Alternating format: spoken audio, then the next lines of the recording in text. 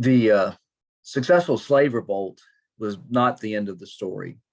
Um, the end of the rest of the story is just amazing. It's the story's a bit complicated. I'm not going to give it to you right now, but the bottom line is that in 1802, Napoleon Bonaparte sent an expeditionary force of 30,000 troops to Saint Domingue to reimpose slavery on all of these people who had revolted and had earned their freedom. Toussaint Louverture was taken out of play early on. He was betrayed. The French invited him to negotiate. He did. They took him prisoner. They shipped him off to France, and he died in a freezing prison. It was an unhappy end. So he didn't get to live to see what ultimately occurred. What you're looking at there is his second in command who takes over, General Jean-Jacques Dessalines.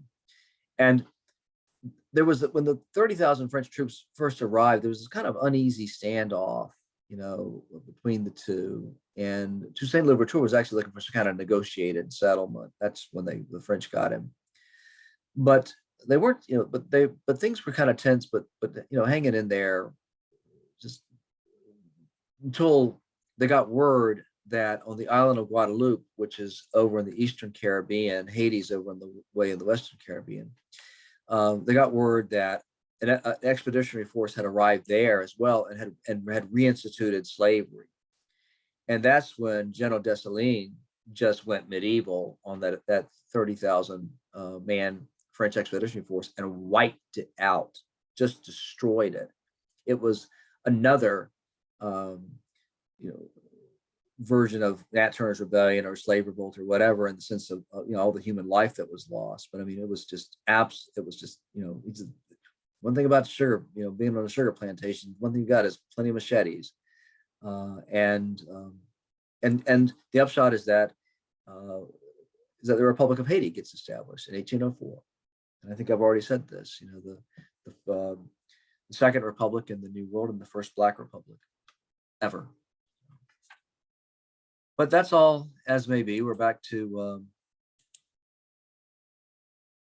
Nat Turner. Why did Bachman, the voodoo priest in Saint Domingue, how was it that he was able to gather a significant number of men to sort of organize this revolt, so there was a kind of a critical mass of men who were able to go back to their plantations, and then in 2 weeks' time rise up. How was Bachman able to do that? I don't know yet. I mean, the answer is probably just right over there. I've got books and stuff that I haven't had a chance to read yet, but that's a question I would really like to come to grips with. I know why Nat Turner couldn't do it, and you're looking at it right here. The roads and neighborhoods of the South were patrolled by what were called slave patrols, and these patrols sometimes they consisted of men who were hired specifically by a town or other locality to watch the roads for blacks, for African Americans, because these African Americans were presumed to be organizing for an insurrection unless it was demonstrated otherwise.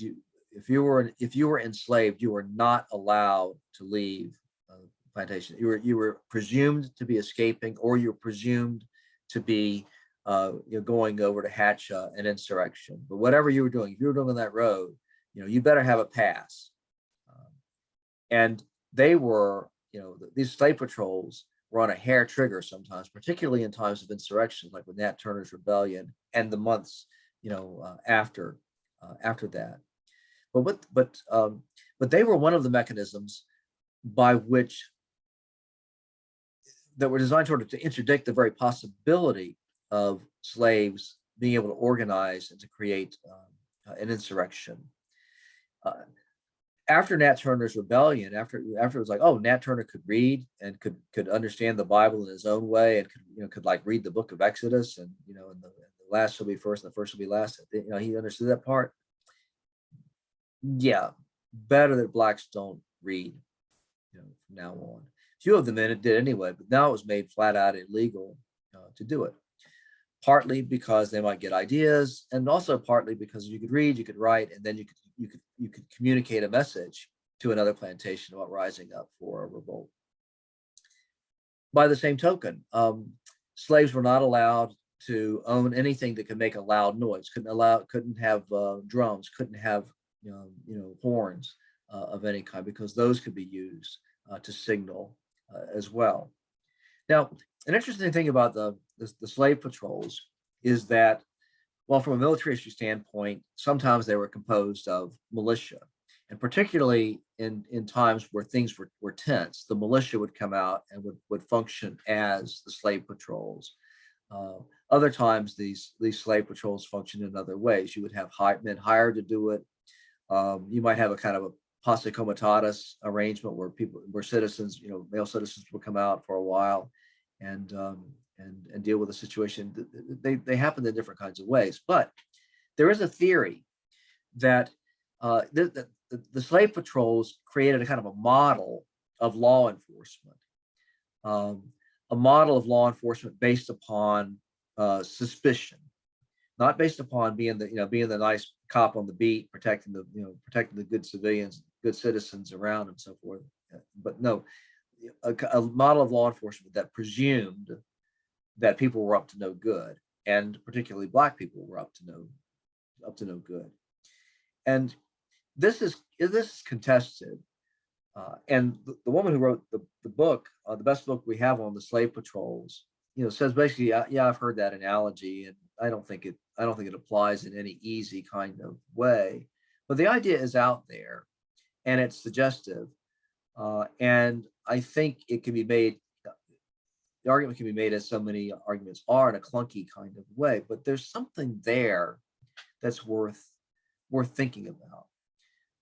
Because this was a model of law enforcement that presumed the worst happened, that was always walking around with the idea of something really bad could happen, and that person there might be the very one who's going to make that bad thing happen.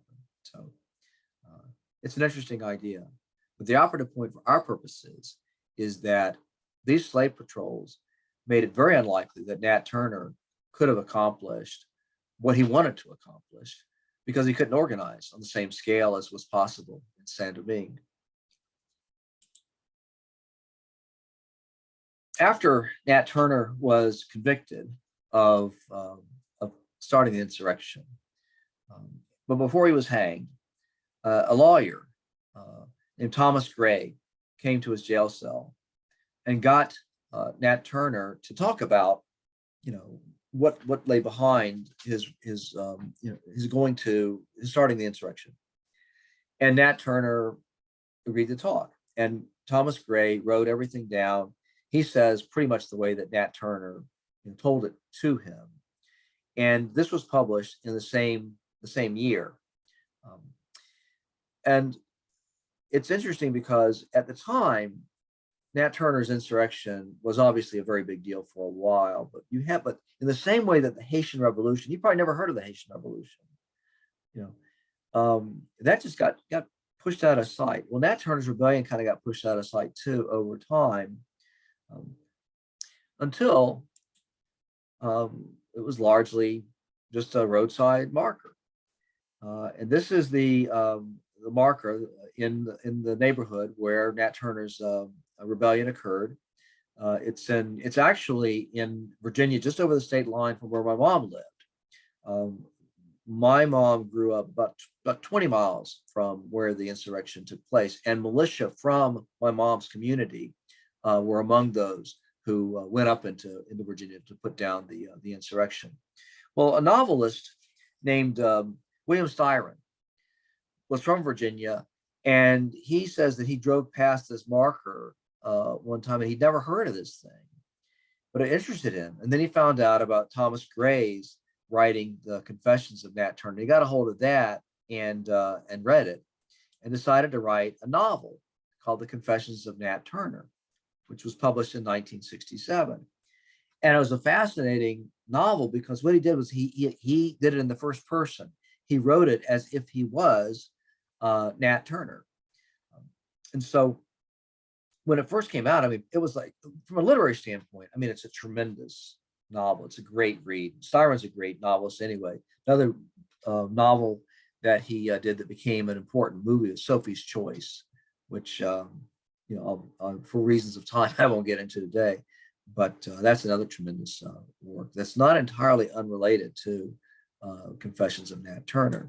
And for a while there, Styron was just lionized as not only having written this literary epic, this triumph, but as sort of like, in effect, being an expert on race relations, a white man who'd really been able to get into the mind of a black man. Because remember, in the mid 1960s, this is during the Civil Rights Movement, and this was after the passage of the Civil Rights Act of 1964 and the Voting Rights Act of 1965. This is when you're getting, you know, when you're acute, a couple more years have gone by and things aren't really getting better.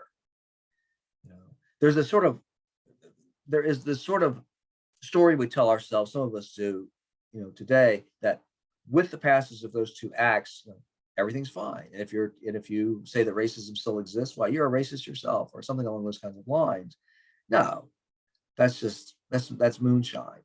There was still a lot of racial tension and trauma in 1967, and it was quite quickly a backlash to Styron's novel, his temerity in writing it, because his work produced a sharp reaction, critical reaction from a number of African American writers. Actually, some of them historians, some of them literary figures. I'm looking at the list of essayists that I can see. Actually, several from, you know, familiar names, but they published this volume of essays. William Styron's Nat Turner, the Black writers respond, and all of a sudden, Styron, who'd been getting lionized for his treatment of Nat Turner, is now getting pilloried for it. So he's really getting whipsawed that way. Now he does have a defender, and the defender is James Baldwin, who was arguably, you know, the top literary figure. I would almost say in the country, not the top African American literary figure, but probably the best out of everybody. And James Baldwin defended William Styron, and for an interesting reason.